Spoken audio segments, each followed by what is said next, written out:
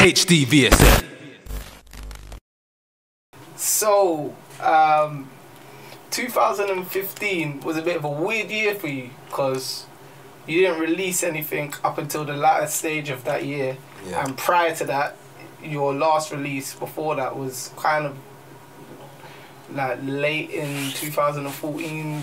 What was it? Early 2014. Early. So yeah, so it's like you had a long break. Almost 2 years. Why was that? One reason, because I was working on something which was meant to be like the follow-up to the Renaissance, which came out in March 2014. But whereas I started like getting involved with people behind the scenes and trying to build certain relationships to get like a different outcome in that, that took longer, and I had to go through the process of like making music and then going through different people before it was released and all this stuff. So that kind of slowed down the process, and at the same time I changed my sound a lot. Like every other track was like a different sound, so I never had a proper theme or anything, so that kind of slowed me down as well. And then I just ended up having loads and loads of tracks because I was in the studio all the time. I ended up having loads of tracks on my hands, so what I did was make an EP, which was like a bit of I wouldn't say radio tracks, but a bit more mainstream than the tracks I normally do, and put that out on the EP, The Jungle Book.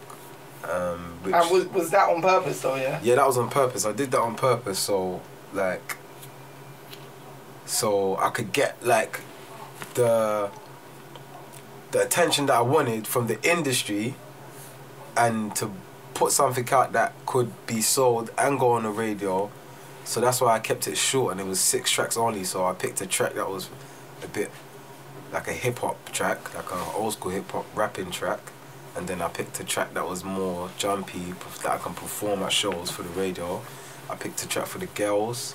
I picked a track that was grime tempo, and I probably put like another bonus track in there, and I did that purposely to try to hit different target in one, and made it 6 tracks only. So when I did that, I realised that 6 tracks for someone that's normally making a mixtape or 2 a year, it wasn't enough at all. It wasn't like, weren't gonna cut. If I was a fan of myself, I would have been like, that's poor from Tef. So how do you feel your fans received like the first EP, from it being a slightly different sound to what you usually do? From The Jungle Book, the reception I got was people only liked a track or 2. It wasn't the whole thing they liked. I didn't think I met anyone that said they liked the whole thing. Yeah. Like they liked every track. I knew people that said it was a good body of work. I knew people that said they had their favourites. But there wasn't, yeah, The Jungle Book, like this is, you know what I mean? Because what they're used to is a good 15 tracks or so from me. Yeah. And they probably pick 6 from there. So having 6 tracks to pick your best from was a bit harder for them, I guess. So I always had the plan of dropping a mixtape right after The Jungle Book anyway. Yeah. And when The Jungle Book dropped, it's not like I had to go rush back in and make more music. I already had music. But what I did is I had to look for a theme.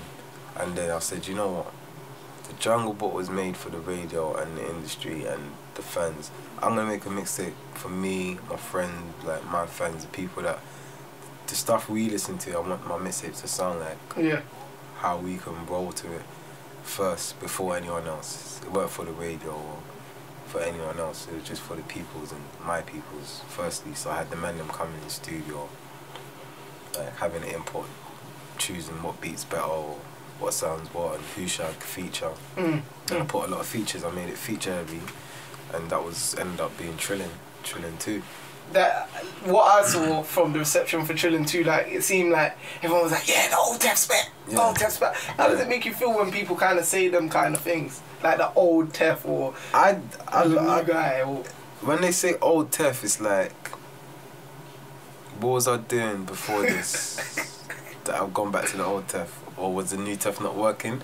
But it all works for me because when I go into the studio, I never say I'm gonna make a track like that one I made that year. I'm gonna make a track like last month. I never ever try to recreate a track. I might use same flows and change up words and slangs, but I will never try to make the same track. So when I've gone in the studio and made a whole mixtape and said this is Trillin 2, this is 2015, this is my new music, and people's like, this is the old Tef, I was happy because it means I'm on track. I know I'm going forward and people like it. They're telling me it's the old Tef, so basically I'm doing something good. So that was a good feeling to get people saying that, yeah, that's the old Tef. I liked it. And obviously during that time you did your series on your YouTube channel, the Grimes Dead thing. Yeah, the Grimes Dead freestyles. And like people seem to love it. I saw even at your shows you performed. Yeah, I performed some, yeah, at the shows. Like it's like a nostalgic thing for people, like. And one, the Grimes Dead freestyles, I did them on old beats, and like two, I don't have grime tunes. Yeah. I don't have grime tunes. Could you ever make grime tune again though? Like, I don't enjoy making grime tracks.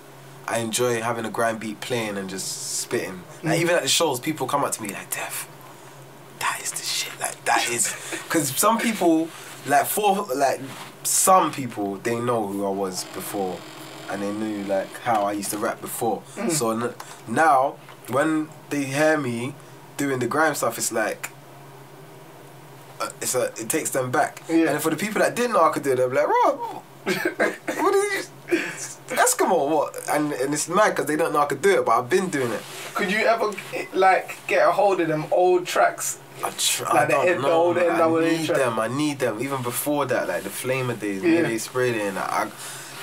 I need, because that is before YouTube, and that's the thing. We was doing that. Everybody wants to know, where is Flamer?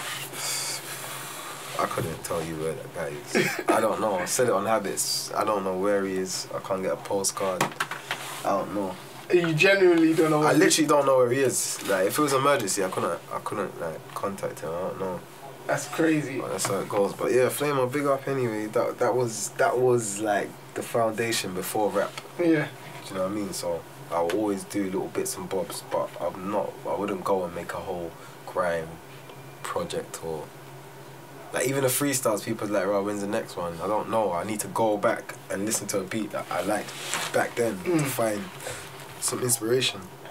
So forward from Trillin 2, you released January Sales as well. Yeah. And you released that as a free download. Was there what was the thoughts behind that kind of thing? What the reason why I done it? Yeah. Because I sold the Jungle Book.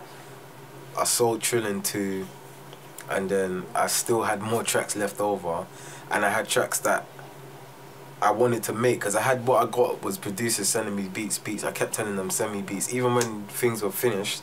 I kept telling them send me beats. So even the intro on January Sales in the Wild, I made that like 2 days before the mixtape dropped, but I knew that I wanted it to be the intro, so I had to have it on there.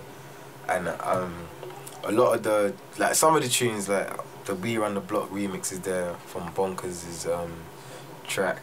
The Best Friend remix is on there. Like some tunes you've heard already, I put on there. I just didn't feel like I didn't want to have no money. It was literally a giveaway, innit? It was January Sales. It was all with the holiday period and seasonal stuff. So I said, you know what? I've got these tracks. I don't want to go into 2016 and keep tracks from how long. I'm gonna drop it right at the beginning of the year. So that's that. Do you know what I mean? And then within the last 6 months, maybe, I don't know, in your career, would you say that Best Friend remix could be one of your biggest tunes today? Yeah, probably it is my biggest on impact wise, yeah, because that's the only tune that I can say like gets played when I'm not there. Like I see it on people's snaps, I see it on people's flipping instas, I see it everywhere on radio. People just, the song is literally, it gets a lot of play. And that is, yeah, by far the biggest song. Had you heard Young Thug's version before? I heard it. I had it, genuinely. A lot of people didn't. That's the thing as well that helped. And this is the thing with covers. I don't really do covers. I'm not a cover artist. But if I want to do a cover, I would do it fast. I won't ever let it. I don't want to be like third or fourth guy to remix it. And when we did it, Young Thug's video was out probably not a week. Yeah. And people didn't know that it was Young Thug's tune. Yes. but it was called Best Friend Remix, which kind of gave it away. And even then, like, it was getting played on radio and drive time and that, and it's not our song, it's a cover, and you don't really get that a lot. So that was definitely a big look, and it just helped. Yeah. Another question I wanted to ask you. So the other day now, Dappy did the tune where he said the N-word. Yeah. And you, out of all the artists from the UK, I wouldn't say out of all, but yeah. I think you had the biggest. You made like you was the loudest out of all the artists in your caliber. Yeah. There wasn't nobody like as big as you talking up as much as you did, and I feel. I wanted to ask you why you felt so offended. I didn't even feel offended. I've just felt like black people in general are always like oppressed and always like made fun out of in the media and all these things like. So like the things that we have, the little things we have, should be held highly, innit? So when someone that isn't black comes along and like, yeah, nigga, like it's a normal word. And no one don't say nothing, it's like, this is why. Because we don't even stand up for our own. So when people are there putting us out there like scapegoats and that, this is why. Because when things like this happen, it's not a bad up thing, and it's not a bad boy thing, and it's not who's wicked for who or nothing. It's just respecting it. Like, we say that's our thing. I wouldn't go to someone else and use a word of that manner, whether it's in a good way or good intention, knowing that that word has some sort of offence to your culture or your race or whatever. I wouldn't say it. I just wouldn't say it. So when that happened, I was like, nah. And it's and I knew he said it as well from a day before I even said anything. But what was kind of ticking man off is the fact that he came out and said, "Rah, like we made ours." And I was like, nah, this guy's crazy, man. It's crazy. So what is your thoughts on the actual word in terms of being used in I do think it's a mad word, like, and if you've had like someone comes along like, you little nigga or whatever, you're gonna feel like, like you're gonna feel away, you get me? But we use it like to, I don't know, like we use it in a way of not encouragement. I wouldn't say encouragement, but we use like my nigga, innit, like or like. It's mad, like it's very mad. It's a very mad and like political word to use, and I don't think in general it should like really be used anyway. But it's something that's kind of stuck. But the bottom line is for to be said by certain people, and it shouldn't be said by other people. I just feel like that. Do you think that like he did it just literally for the reaction that he got? I think at first I thought, nah, he was just saying. Then I thought, right, he's kind of playing on it. I thought this might be a little stunt. Like maybe I'm even doing loads. I should just allow it and just let everyone be in it. But I don't know. And I think everyone else, just kind of made it into a big deal. Even big deal, like Dappy's Dappy, innit? I don't know Dappy from nowhere. I think he's a very talented artist. You get me? I ain't got a problem with that. So it wasn't a person? No, it's not at all. Not at all. Nah, I hear that. Fair play. Come back with another tape or something, so I'll say on and off for like 6 years. Yeah, so it's well known, or maybe not so well known, that your dad's Josie Wells, super big. Yeah, maybe not so well known, to be honest. Yeah, like, I personally knew that